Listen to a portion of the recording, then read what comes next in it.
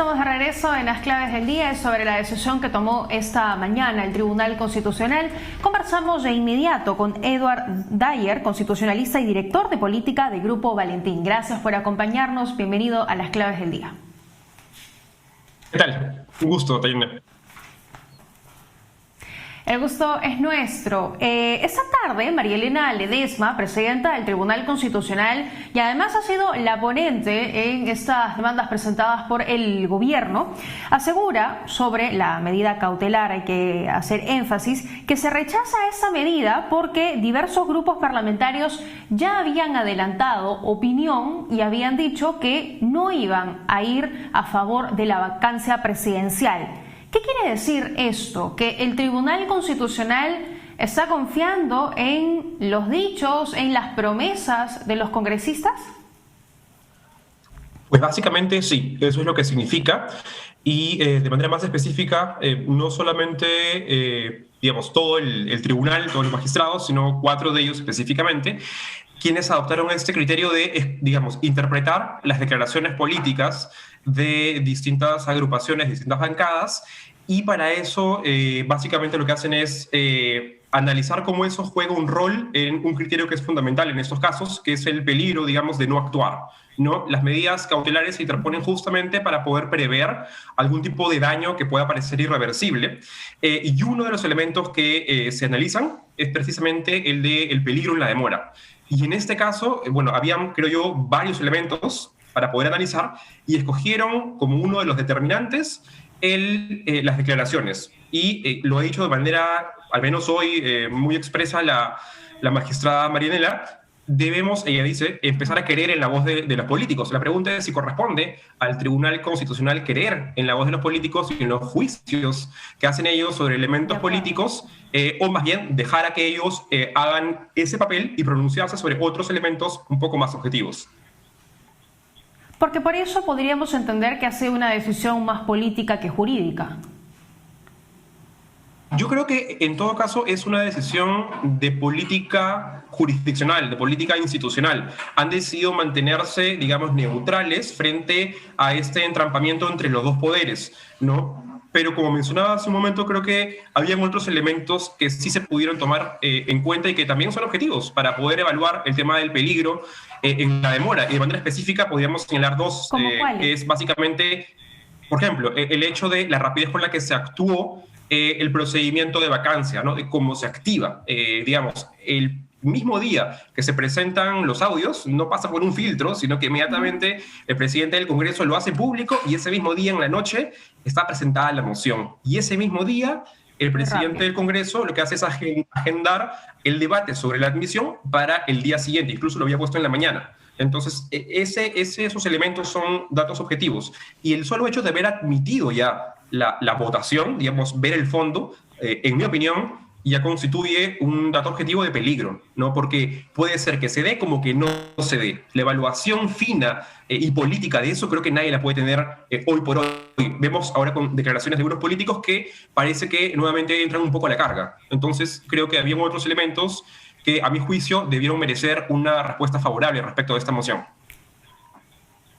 Y desde el punto de vista político, ¿es favorable que el Tribunal Constitucional haya rechazado esta medida y que mañana finalmente se lleve a cabo esta sesión? Ahora, hay que mencionar también que en los últimos días ha perdido fuerza, han perdido votos la moción de vacancia presidencial, pero sí las bancadas están pidiendo que el presidente acuda y que dé explicaciones, principalmente por los audios. Creo que lo que toda la ciudadanía desea y se merece respecto de las autoridades que tiene es, primero, que puedan, someterse a las investigaciones, ¿no? Entonces la pregunta está, ¿dónde es el mejor espacio para que se investiguen los hechos que han dado lugar a esta moción de vacancia? Y el procedimiento de vacancia no es el único espacio. Habrían otros espacios. El presidente ha anunciado que se somete a las investigaciones que pudiera emprender el Ministerio Público, la Fiscalía, pero por otro lado también es muy sano que pueda acudir a la arena, digamos, donde están los representantes, nos guste o no, del pueblo peruano, y que ahí pueda también explicar justamente las acciones que se le cuestionan, ¿no? Que no tampoco son menores, digámoslo de frente. Habría posiblemente digamos, algunos actos de obstrucción a la justicia, y eso no es un tema menor tampoco. De acuerdo, sí, de acuerdo. Eso tiene que ser investigado, por supuesto. Ahora, María Elena Ledesma propuso además esta mañana que se eleve la cantidad de votos requeridos para que prospere una vacancia presidencial de 87 a 104. ¿El Tribunal Constitucional puede ordenarle al Congreso de la República este cambio, o es más bien una exhortación que el Congreso de la República tendría que debatir y finalmente aprobar?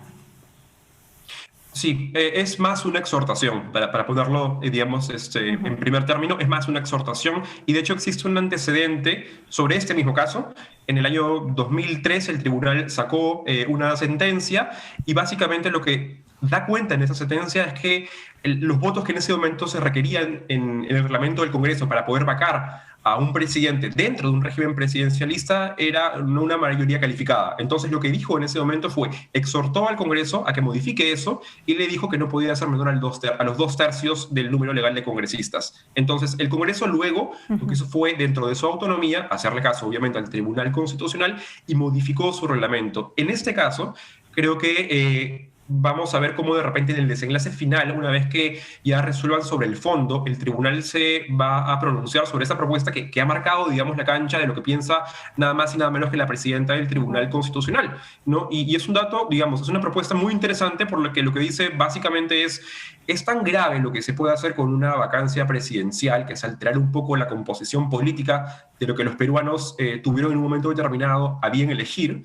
que no basta para esta causal ni siquiera con los 2/3, debe ser 4/5, que es un número altísimo, pero probablemente se justifique porque de aceptarse la tesis de que dentro de la incapacidad moral permanente entra el discernimiento ético, pues eso da para un debate que se presta un poco a subjetividades. Entonces es un elemento interesante a tomar en cuenta, sin duda.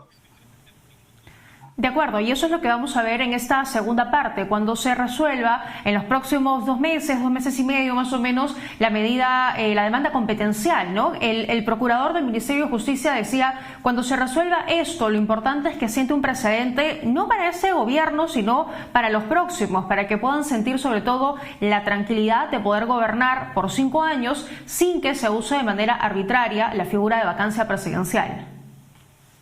Creo que sí, y en general una de las piezas fundamentales o los elementos centrales del derecho constitucional es la regulación del ejercicio del poder de manera que, digamos, sea lo más justificada posible, o sea, lejos de la arbitrariedad. Y en este caso vemos que hay un espacio, cada uno podrá tener su interpretación como abogado y como ciudadano, sobre todo, porque el derecho constitucional no tiene por qué escapar al debate ciudadano llano.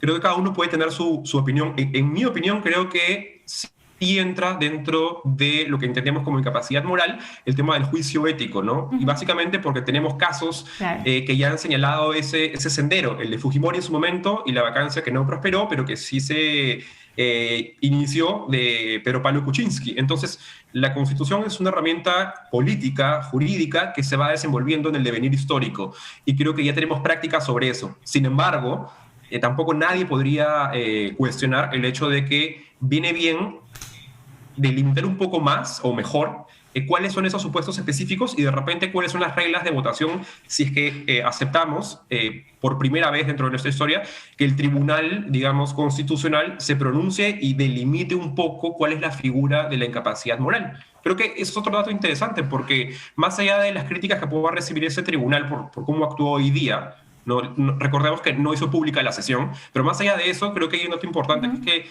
de alguna forma sí confiamos en la institución del Tribunal Constitucional y confiamos en ellos porque esperamos que ponga fin a este debate. O sea, dentro de la incertidumbre, como ciudadanos, nos hace bien, nos reconforta que el tribunal pueda poner fin a esta discusión. Y eso es algo que tenemos que valorar también. De acuerdo, y eso va a ser importante, ¿no? Porque en los últimos 3 años hemos tenido 3 presentaciones de vacancia presidencial Finalmente, en el caso de Pedro Pablo Kuczynski termina renunciando, pero se ha utilizado mucho la figura de vacancia presidencial y eso es realmente peligroso. Muchísimas gracias, señor Dyer, por acompañarnos esta noche. De nada, atento. Gracias a ustedes. Muy bien, muchísimas gracias a Edward Dyer, constitucionalista, por habernos acompañado esta noche. De inmediato tenemos información en vivo.